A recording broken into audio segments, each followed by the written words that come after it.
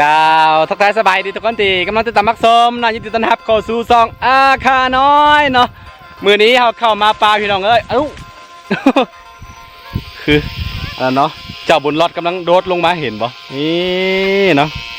คือมือนี้เราเข้ามาปลาเนาะหลังจากที่เราบ่ได้เข้ามาปลาโดนนั่นแหละหลายมือเนาะคืออย่างที่เห็นบ่ตอนนี้รู้สึกว่าฮ้อนเราตอนนี้ประมาณ4 โมงแรงเลยทุกคนได้ว่าฮ้อนเนาะสงสัยฝุ่นจะตกเนาะมือนี้เอาเข้ามาปลาเผื่อว่ามาคุดเจ้านายเนาะคือค่อยเครียดแค้นมาโดนแล้วล่ะครับเจ้านายผู้นี้เนาะ ก็เลยว่ามือนี้ซื้อมาเฮ็ดเป็นอาหารได้เนาะมาคุดหรอกคือบอกยังไงคือเจ้านายจินายทุกคนจินายตามภาษาเราเนาะมันเป็นตัวชนิดหนึ่งที่อยู่ใต้ดินเนาะเขาเอิ้นว่านักห้องใต้ดินนั่นแหละทุกคนเนาะแต่ว่าภาษาเราเอิ้นว่าเจ้านายเด้อทุกคนเด้อเจ้านายเนาะโอเคเดี๋ยวมือนี้เฮาสิคุดเนาะคือมีบางตัวยังบ่ทันออกปีกเนาะแต่ว่ามีบางตัวก็ออกปีกแล้วเนาะโอเคเดี๋ยวเป็นยังไงล่ะขอให้ทุกคนติดตามยาวๆไปโอเคฮ้อนแห้งพี่น้อง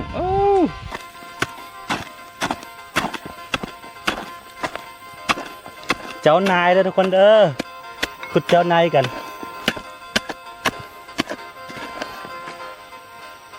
โอ้ค่อนข้างเลิก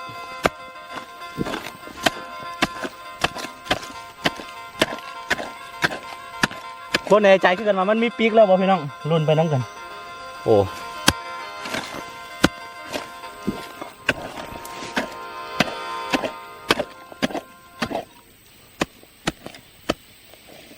โอ้ยังบ่มีปีกนี่เห็นว่าทุกคนนี่คือเจ้านายเด้อเจ้านายนี่แล้วตอนนี้ให้ตากล้องเป็นผู้คดเขาว่าเป็นตากล้องแทน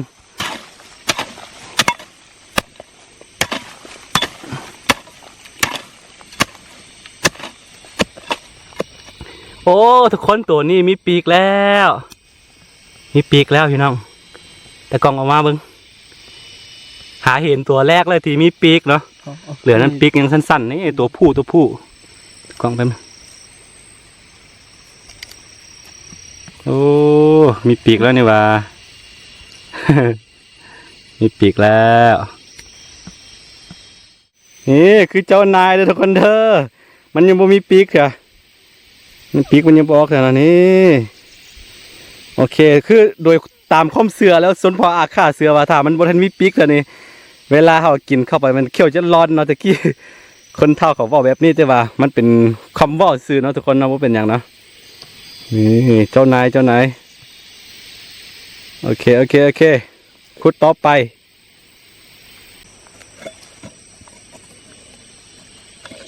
ช่วงนี้อยู่ภูอยู่ป่าเป็นค่อนข้างฮ้อนนี่เห็นปะฮ้อนพี่น้องเอาออกมาตะกล่องนี่เจ้านายนักร้องใต้ดินนี่ตะกล่องเห็นปะโอ้ค่อนข้างน้อยเนาะ โอเคใส่แล้วสิหาไปเรื่อยๆเนาะฮ้อนพี่น้องแบบนี้นะอยู่บนนกกันนานี่มันบ่สบายกายแต่ว่ามันสบายใจหลายกว่านะทุกคนเพื่อแตกเต็มหน้านี่ก็มีอีกคู่หนึ่งทุกคนนี่เด้อทุกคนเด้อนี่มาคุดมาพี่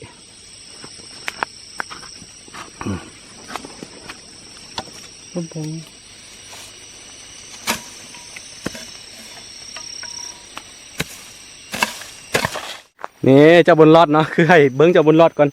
คือค่อนข้างย่านปลานะเพราะว่ามันบ่เคยมาอยู่ปลาเลยเวลาเอาเข้ามาปลามันบ่ยอมลงจากคนเลยเห็นปะนี่เฮ้ยรอดพี่ปีนนะพี่มันหาก็กินน้ำหวานไปนี่มันขึ้นต้นซาได้อันนี้คือต้นซาปลาเนาะพี่น้องเนาะมันเกิดขึ้นเองตามธรรมชาติเป็นมาร์กเห็นบ่เห็นเป็นมาร์กพร้อมขึ้นไปน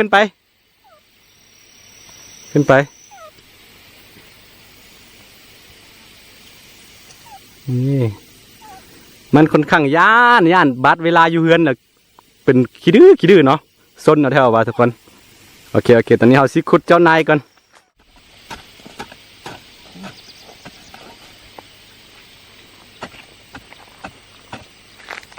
บ บ่มีปีกบ่มีปีกตัวน้อยๆนึง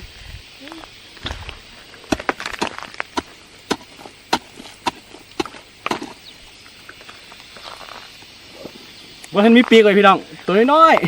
ๆบ่เป็นอย่างเราเดี๋ยวเอาไปทอดกินนี่แหละนี่คือวิถีชีวิตแบบบ้านๆเนาะบรรยากาศยามแรงๆตอนนี้ประมาณ4 โมงแรงพี่น้องเลยแต่ว่ายังห้อนอยู่อย่างที่บอกไปสงสัยมันฝนสิตกคืนนี้นี่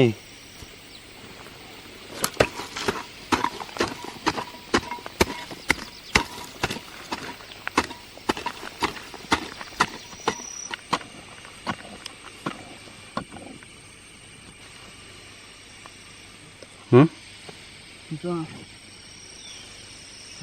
จ้า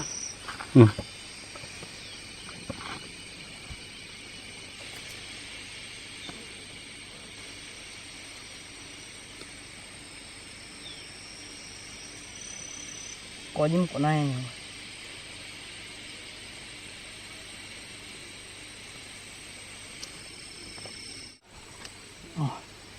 โอ้มันห้อนเกินที่จะทนไหวพี่น้องห้อนเนาะหิวน้ำตอนนี้เขาสิกินน้ำเขาสิหาใบซามาย่ำก่อนถึงจะกินบ่มีใบซาตุ่นแบบตัวอ่อนแล้วมีแต่ตัวแก่อันนี้จะเป็นซาปลาเด้อพี่น้องเด้อเป็นซาปลานะ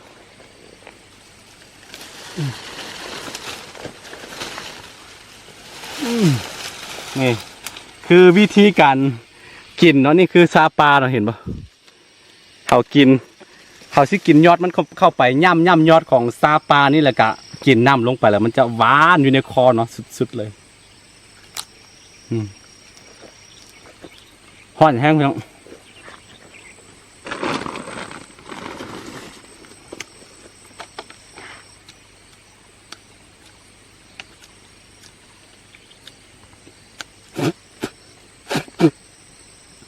กลืนเอาได้น้ำมันได้ทุกคนเด้อกลืนเอาได้น้ำมันแล้วกลืนเข้าไปแล้วก็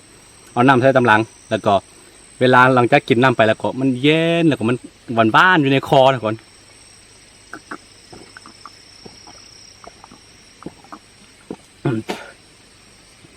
ตอนย่ำใบซาทำอิฐมันจะขมๆเนาะขมเลยแหละแต่ว่า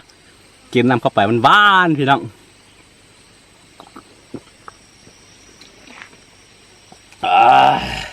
คือตอนนี้เฮานั่งพักผ่อนอยู่เนาะทุกคนเนาะคือ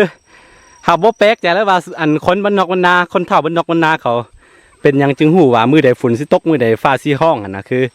สังเกตง่ายๆคือมือใดเอาแห้งๆแล้วมือใดร้อนแบบแดดจ้านะแสดงว่าฝนสิตกนี่ตามความเชื่อของชนเผ่าบ่ว่าแต่ชนเผ่าอาคาเนาะหลายๆชนเผ่าที่อยู่ตามบ้านนอกบ้านนาเนาะก็จะฮู้เนาะนี่มื้อนี้ก็รู้สึกว่าร้อนแห้ง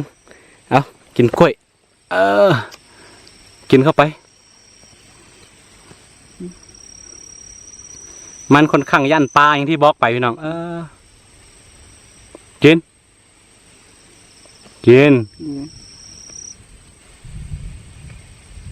จ้ะ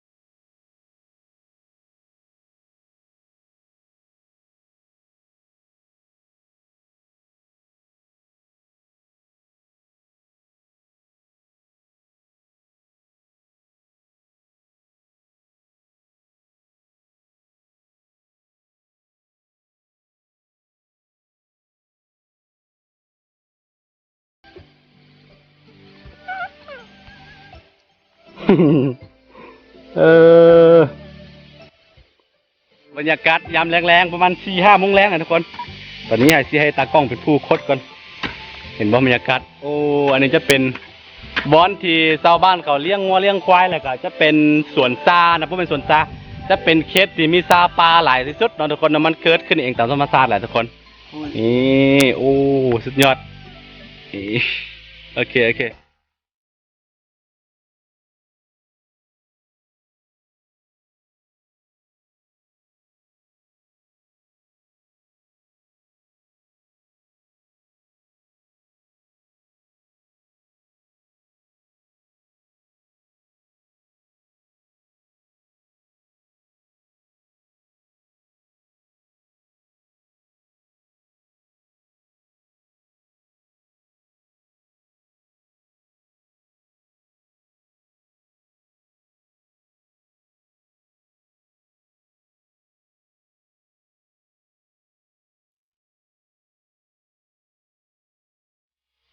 นี่คือตามทงดาอย่างที่เห็นเนาะจะมีงัวจะมีควายของชาวบ้านเขามาหากินคือตอนนี้เขายังบ่ทันไถนาเถอะเพราะว่าคงเค็ดนี่ยังบ่มีน้ำนะทุกคนนี่โอเคเขาซีไปขุดทางฟุ้นฝากพ้นเนาะได้ยินเสียงจักจานห้องแสดงว่าตอนนี้ก็ใกล้จะค่ำแล้วแหละพี่น้องเอ้ยนี่วิถีชีวิตอยู่บ้านนอกบ้านนาประมาณนี้แหละทุกคนคันคอนี่แดงหมดค่อนข้างฮ้อนพี่น้องคือสรุปแล้วมันยังบ่มีปีกเนาะโอ้ยมันออกสรุปคือมันคือยังบ่มีปีกล่ะทุกคนบ่ฮู้ว่าที่ค่อยเห็นอยู่ในตลาดเขาไปขุดมันจะใส่บ่ฮู้เนาะอันนี้ยังบ่มีเห็นมีปีกสักโตเลยปีกมันยังสั้นๆอยู่โอเคเอาที่ขุดอีก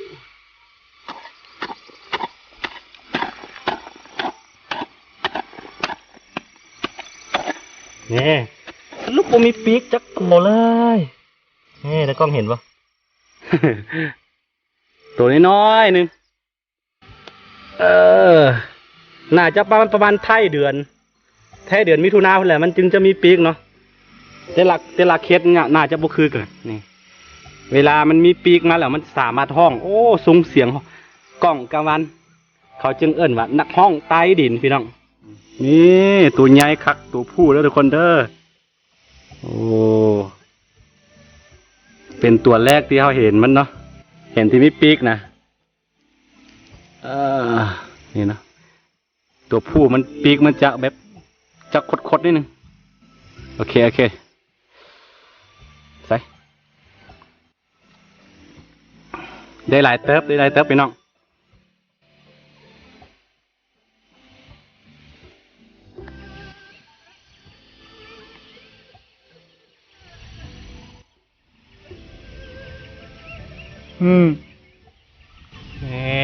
ตัวน้อยๆหนึ่งเขาได้หลายเติบพี่น้องเดี๋ยวไปทอดกินเมนูทอดเพราะว่าปีนี้ยังไม่ทันได้กินจักบาทเถื่ออันนี้จะเป็นครั้งแรกแล้วก็โซกไข่ไปก่อนนั่นคือเอามาคุดยังอ่อนอยู่เนาะยังบ่มีปีกแต่กับบ่เป็นอย่างนะกินได้อยู่พี่น้องรสชาติมันก็บ่ต่างอย่างคือกันละต่างแต่ว่ามันเวลามันมีปีกแล้วใหญ่เต็มตัวมันจะใหญ่กว่านี้นิดนึงนี่รับกันโอ้นี่พอได้กินทุกคนได้หลายเติบเด้อเนาะบางตัวมีปีกบางตัวก็บ่มีปีก